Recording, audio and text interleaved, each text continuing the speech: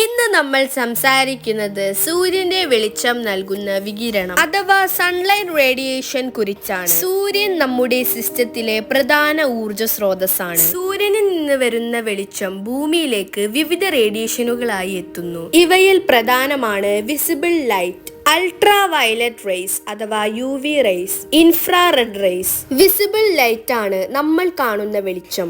ഇതിലൂടെ നിറങ്ങളും പ്രകാശവും അനുഭവിക്കും. ഇൻഫ്രാറെഡ് റേസ് താപം എത്തിക്കുന്നു, അതുകൊണ്ട് ഭൂമി ചൂടാകുന്നു. UV റേസ് ശക്തമായ ശക്തിയുള്ളവയാണ്, പക്ഷേ ചിലത് മനുഷ്യ ശരീരത്തിനും പ്രകൃതിക്കും പ്രധാനമാണ്. സൺലൈറ്റ് റേഡിയേഷൻ ജീവജാലങ്ങൾക്കും സസ്യജാലങ്ങൾക്കും വളരെ പ്രധാനമാണ്. സസ്യങ്ങൾ ഇത് ഉപയോഗിച്ച് ഫോട്ടോസിന്തസിസ് ചെയ്യുന്നു, അതിലൂടെ ഓക്സിജൻ ഉൽപ്പാദിക്കുന്നു, ആഹാരം നൽകുകയും ചെയ്യുകയാണ്. അതുപോലെ മനുഷ്യർ വൈറ്റമിൻ ഡി നിർമ്മിക്കാൻ സൺലൈറ്റ് റേഡിയേഷൻ ആശ്രയിക്കുന്നു. ഇതോടെ സൂര്യപ്രകാശത്തിന്റെ വികിരണം എത്ര ശക്തമാണ്, അനിവാര്യമെന്ന് മനസ്സിലാക്കാൻ കഴിയും. നമ്മുടെ ഭൂമിക്ക് ജീവിതത്തിനും ഊർജത്തിനും അത്യന്തം പ്രധാനമാണ് സൺലൈറ്റ് റേഡിയേഷൻ.